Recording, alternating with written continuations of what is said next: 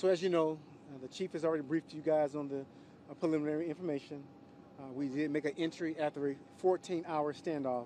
And we did discover a suspect with a self-inflicted gunshot wound, also the body of a female who's also deceased. So at this time, our homicide detectives are taking over the scene. First, I want to start off by thanking the support that we had here on the scene, starting with Michigan State Police. As you know, their SWAT team did relieve our SWAT team after 5 hours of being out in the elements. So very appreciative of that. We also had support from Detroit Fire, Detroit EMS, Border Patrol also responded, Salvation Army, and also DTE Energy. And also the Detroit Public Schools Police Department, as they helped us coordinate, as you can see, a school right down the street from this location, help us close that school so we were able to keep any children out of this harm's way. Talk about the situation in terms of what do you think, when do you think the suspect, Mr. Smith, when do you think he took his life? Where was the woman found? And do you think he killed her last night when he killed the other two? Yes, it's unknown. As reported earlier, we know our last contact with the suspect was roughly around 2:03 a.m. And after that, it did go quiet. We did hear a couple gunshots after we deployed our final volley of gas, but it's undetermined as of the time of death. That will come out at a later date with the medical examiner. The woman also inside, his girlfriend then, we believe, who's also sadly passed. That's correct. Okay. And then can you talk to us a little bit about the other women and just how this all, from what you've been able to glean so far, kind of came together today? Yeah, so it's still early in the investigation. What we do know is stemmed from a domestic incident involving the suspect and his loved one. And from there, it appears family members did respond in a manner of supporting or protecting their loved one. And unfortunately, they became victims as well to this tragic situation. And he killed the women outside? The two women, he killed them outside? Yeah, so two were shot outside. And of course, the girlfriend was killed inside the location. You say you lost contact with the suspect at 2:03. What was the approach moving forward after that? So, as you know, we continue our negotiation attempts by way of loudspeakers. Of course, this suspect did not have access to a telephone, would not talk to us directly outside of the threats that were made early on. But again, it did go quiet. We continued to negotiate unsuccessfully, and then we stepped up our level of deployment. Chief mentioned the use of Michigan State Police sending robots in. As you know, this suspect showed and demonstrated that he was dangerous. You know, the amount of rounds that he shot at the officers, of course, shooting the loved ones right outside of location. So in those situations, we have to be cautious. We have to take our time. Was he lying in wait? Was he a victim of a self-inflicted gunshot wound? We don't know. But we took our procedures, our protocols in place, and we made entry after we exhausted all other means. Deputy Chief, can you talk about the status of the three officers who were shot? Yes, the officers all received non-life-threatening injuries. All of them were shot in the leg, lower extremity of the leg area. They will survive the injuries. Two of them are currently still in the hospital, and one has been released. And that DPS officer lives nearby and was the husband of? That's correct. Okay. He was the initial 911 call? That's correct. And why did he initially call 911? He was trying to help his wife? What happened? Again, still preliminary, but it seems as though he heard the gunshots ring out, and from there the 911 calls did move forward from there. Do you have any updated information on Lance Smith and what the whole issue of mental illness and? So I want to go and be very clear. When we talk about mental illness, he has not had any diagnosis of mental illness. What was reported earlier, some family members, some friends made statements that he acts peculiar at times.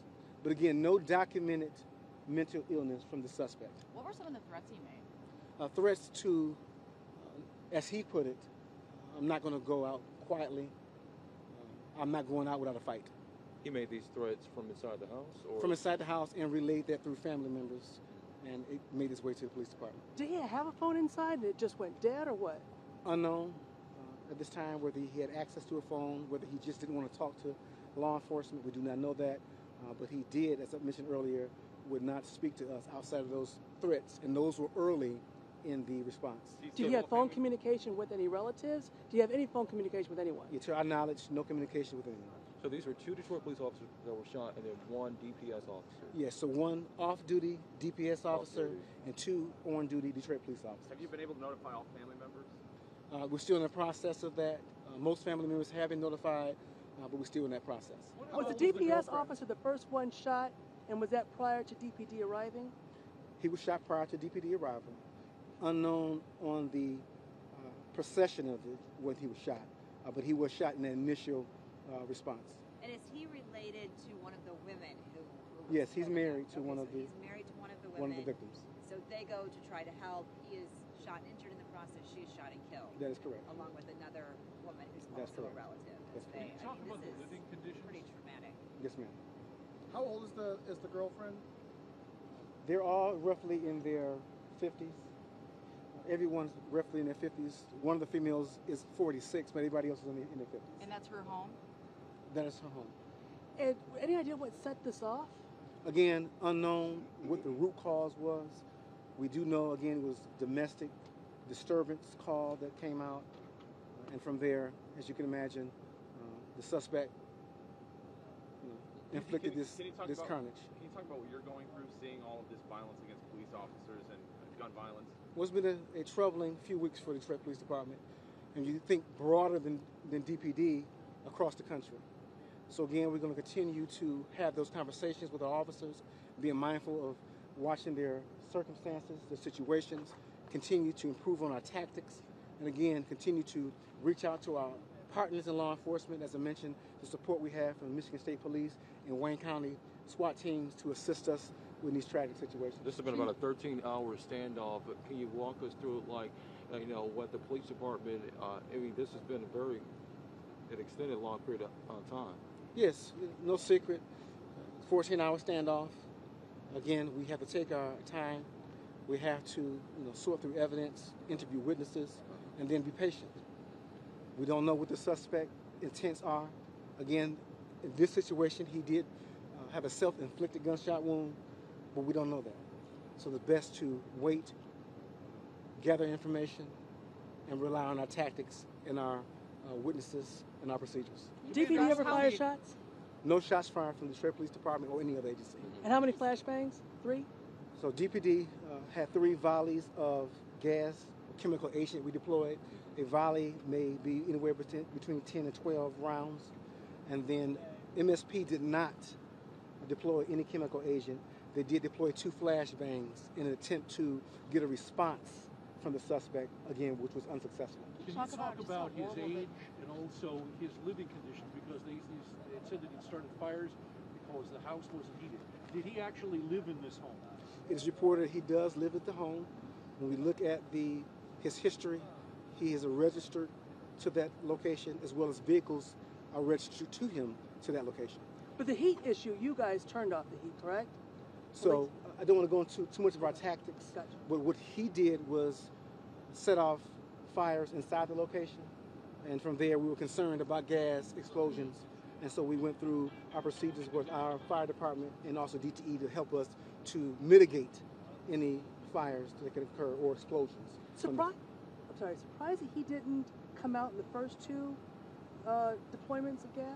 Yeah, so some people have a tolerance for gas, or in circumstances where they'll find a place in the home that's not as affected by gas.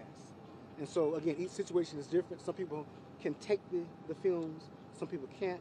But in this instance, this suspect did take them at least for a time frame before he took his own life. What was the time span between the deployment of those chemical agents and the time that police officials went in to go in and make entry? Yeah, so our last and final volley of chemical agent was roughly around that 2 o'clock time frame.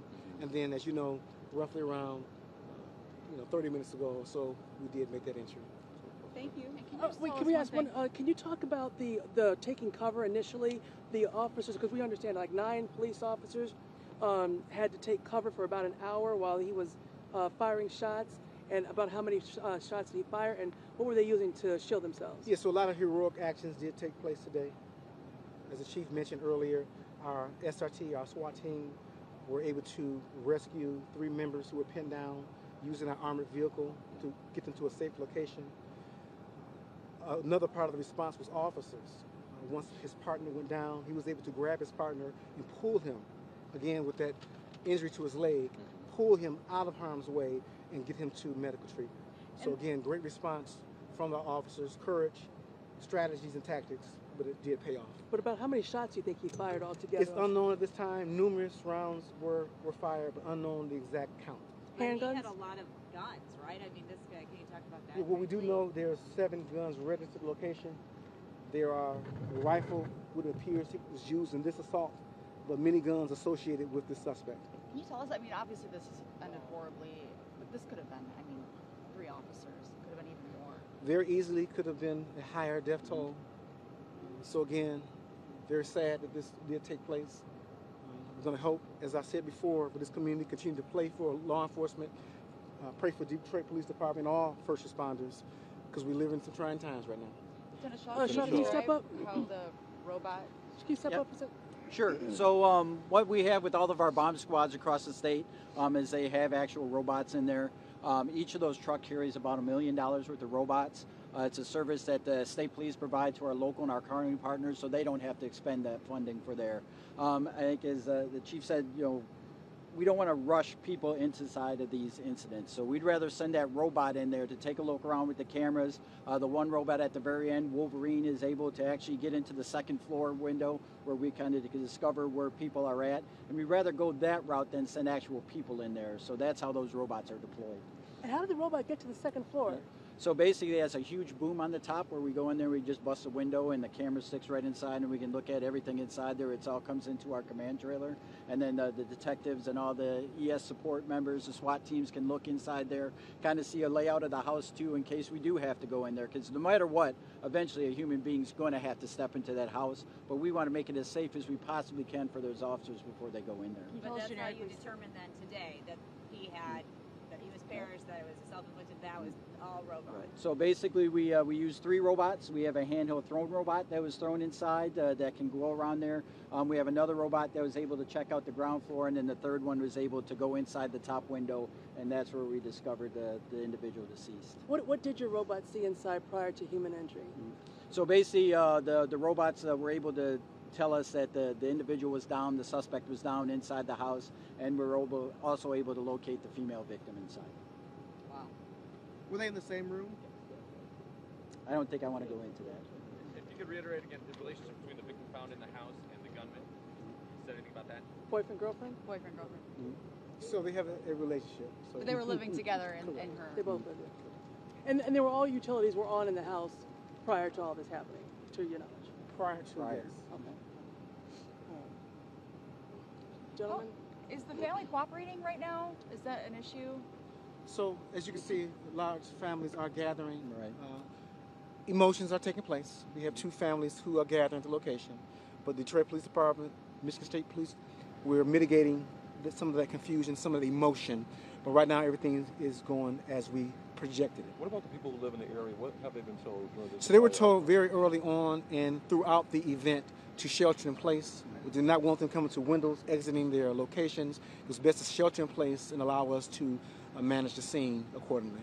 Did that neighbor, when I know there was a moment you guys thought there may have been 2 barricaded gunmen, did that neighbor exchange gunfire with Smith? So information came out initially that there was a exchange of gunfire between suspects in both locations. After we were able to investigate further, that was false. The only person firing was suspect number 1, the one that's deceased. The other gentleman was not involved in any exchange of gunfire, nor was there evidence that he discharged a weapon. So just one shooter at this time. Did you guys have to evacuate neighbors, or did you just tell the neighbors to stay in their homes and out of the way? Yeah, so neighbors just sheltered in place, no evacuations. Gentlemen, thank you. Thank you.